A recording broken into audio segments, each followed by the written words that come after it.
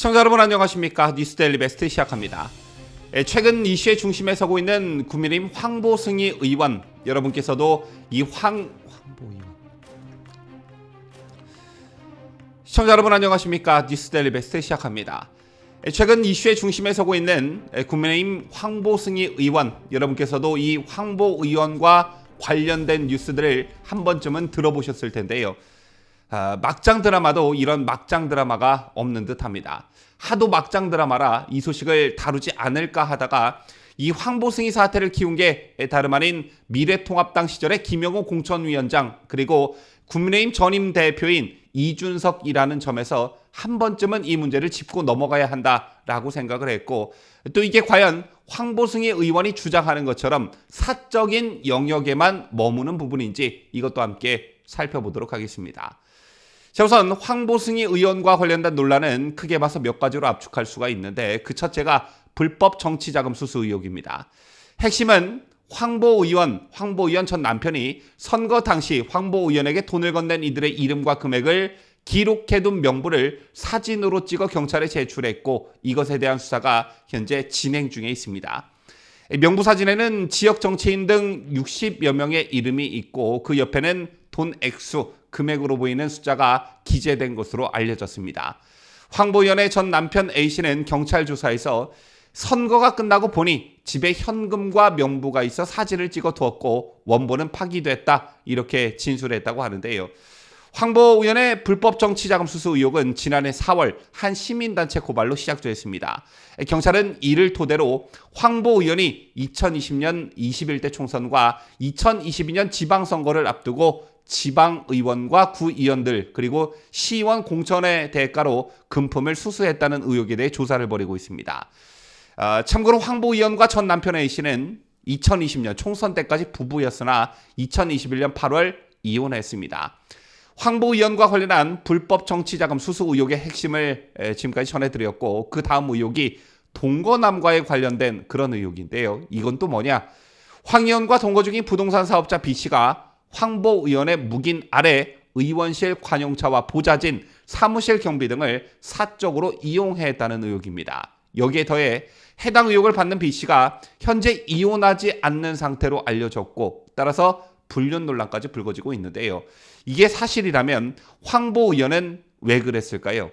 사실 이 남성과 황보 의원은 이전부터 스폰서 의혹 논란이 일었는데, B씨가 황보 의원에게 건넨 것으로 보이는 금품은 총 4가지입니다. 우선 B씨 회사 직원 명의의 신용카드를 황보 의원에게 지급했고, B씨 자신의 자녀 명의로 임차한 서울 신촌의 그랑자이 아파트도 황보 의원에게 제공했습니다. 또한 회사 소유의 제네시스 차량과 수백만 원 상당의 목걸이와 반지 등도 사준 것으로 알려졌는데요. 황보 의원의 후원자 또는 스폰서로 지목된 B씨는 부산경찰청 반부패 경제범죄수사대에서 2차례 피의자 신분으로 조사를 받으면서 황보 의원과는 사실혼 관계라고 주장했다고 합니다.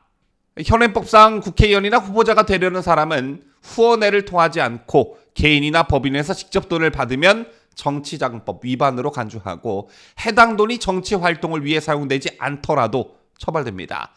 다만 예외가 있는데, 정치자금을 기부한 자가 8촌 이내의 혈족, 4촌 이내의 인척, 배우자에 해당할 경우에는 예외입니다.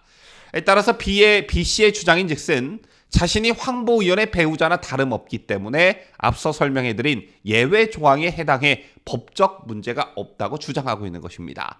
그리고 이것과 함께 더욱 논란이 되고 있는 이유가 B씨가 현재 부인과 이혼하지 않은 상태라는 것인데요. 그렇다면 B씨는 현재 부인과 법률혼이 유지되고 있는 상황이고, 황보 의원과 사실혼 관계라는 주장은 법적으로 보호받기 어렵다는 게 법조계의 중론입니다.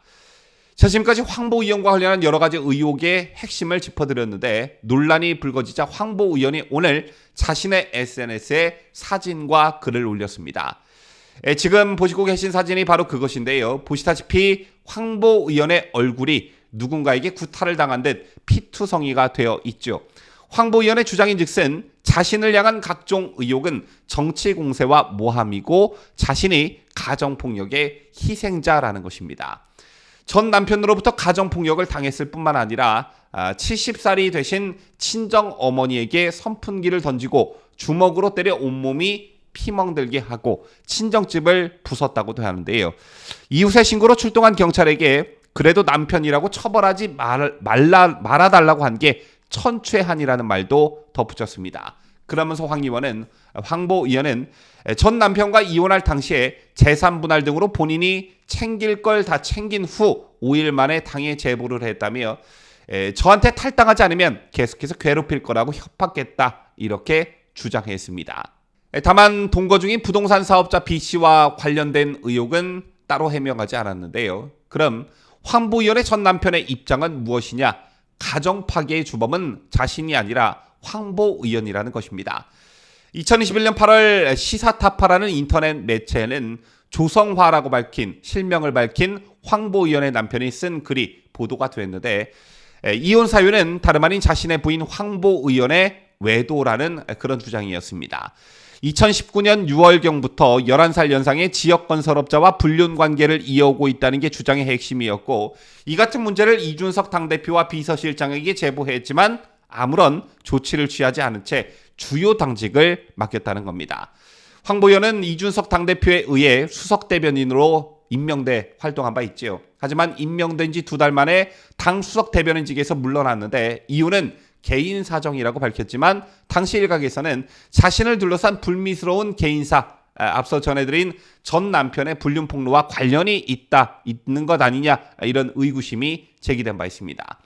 자, 그렇다면 황보 승인은 어떻게 정계에 입문했으며 어떻게 국회의원이 될 수 있었나 이 점이 궁금해집니다. 이 점이 바로 오늘날 황보 승인 논란을 커지게 만든 그런 이유가 아닐까 생각하는데요. 황보 의원은 대학교 4학년 1학기를 마치고 1999년 당시 한나라당 김영호 의원실 구급비서로 일하면서 정치와 인연을 맺었다고 합니다. 이건 본인이 언론에 나와서 직접 밝힌 내용인데요. 그 뒤에 2006년 지방선거에서 한나라당 후보로 부산광역시 영도구 의회 의원 선거에 출마해 당선된 것을 시작으로 부산에서 여러 차례 기초의원과 광역의원을 지냈습니다. 2018년 제7회 전국동시지방선거에서는 자유한국당 후보로 부산 영도구청장에 출마하였으나 상대 후보였던 더불어민주당 김철은 후보에 밀려 처음으로 낙선을 경험하게 되었는데요.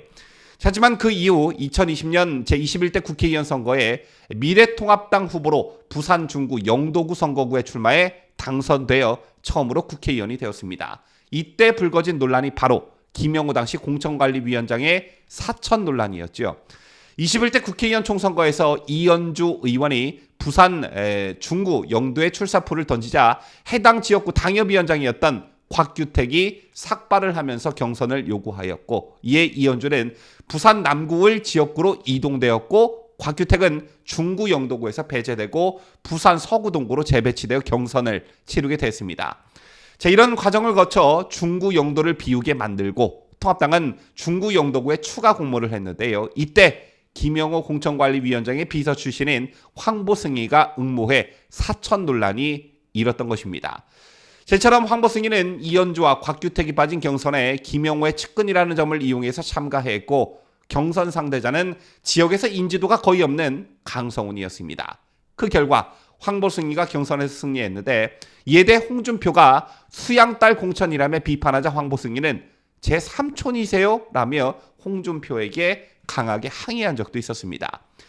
이런 과정을 거쳐 21대 국회에 입성한 황보승희는 총선 후 약 2달 뒤 요즘 것들의 연구소 창립 멤버가 되었는데 요즘 것들 연구소는 하태경, 김웅, 허은하 등 전현직 국회의원과 이준석이 만든 청년 문제 전문 해결 모임이었습니다. 이걸 계기로 하태경, 이준석 등과 행보를 같이 하더니 2021년 6월 10일 이준석 신임 당대표에 의해 국민의힘 수석대변인에 임명되었습니다. 자, 지금까지 최근 논란이 불거진 황보승희와 관련한 여러 가지 논란의 핵심을 짚어봤고 황보 의원의 정치 이력까지 살펴봤는데요. 아까 제가 영상 초반에 오늘날 황보승희 사태를 키운 게 다름 아닌 미래통합당 시절의 김영호 공천위원장 그리고 국민의힘 전임 대표인 이준석이라고 지적했었죠. 자, 이번 황보승희 사태를 지켜보면서 먼저 자기 자신을 닫고 집안을 가지런하게 한 다음에 나라를 다스리고 천하를 평안하게 한다는 수신제가 치국 평천하라는 말이 자연스럽게 떠올랐는데 황보 의원은 현재 사생활의 영역이라며 자신과 관련된 의혹에 대해 항변하고 있지만 앞서 설명해 드렸다시피 지금까지 드러난 의혹과 사실은 그것을 뛰어넘는 것들이었습니다. 과연 어떤 국민들이 황보 의원을 이해해 줄 수 있을까요? 자, 그리고 이런 황보 의원을 철저히 검증하지 않고 그저 패거리 정치 문화에 편승해 사천 논란까지 일으키며 공천을 주고 당의 얼굴과 같은 수석 대변인을 임명한 김영호 당시 공천위원장과 이준석 당시 대표에게는 책임이 과연 없다고 볼 수 있을까요? 자, 오늘 민주당은 황보 승인을 윤리특위에 제소하기로 했고 최근 국민의힘도 황보 의원에 대한 당무주사를 결정했습니다. 국민의힘은 지난해 8월 당윤리위원회 전체회의에서 황보 의원 문제를 논의했으나 결국 유야무야된 바 있는데요. 하지만 경찰이 최근 스폰서 동거남으로 알려진 A씨 소유 법인 계좌에 대한 압수수색에 들어가고 유부남인 A씨가 황보 의원과의 사실혼 관계를 내세우며 혐의를 발뺌하는 상황에 이르자 떠밀리듯 뒷북자체 감사에 나선 모양새가 됐습니다. 황보 의원 사건은 정치권의 비일비재한 어떤 불법 정치자금 수수에 불륜 논란 등 부적절한 관계 등의 바탕을 둔 정치인과 후원자 간의 불법 청탁 관계가 뒤섞인 막장 드라마, 즉 그렇고 그런 스캔들에 불과할 수도 있습니다. 하지만 도덕성이 마비된 더불어민주당의 역공을 당하기 쉽상인 사안이죠. 국민의힘은 그동안 뇌물 및 정치자금법 위반 혐의를 받은 노웅래 의원부터 코인 투기 논란의 김남국까지 더불어민주당 의원 비리에 대해 당 차원의 엄정 조치와 반성을 요구해왔습니다. 하지만 정작 황보 의원이나 김연아 전 의원 등 소속 의원 비리 혐의에는 미온적인 태도를 보여왔는데요. 국민의힘의 각성을 촉구하는 바입니다. 지금까지 저는 자유대한민국을 소화하는 뉴스데일리 베스트 민앵커였습니다.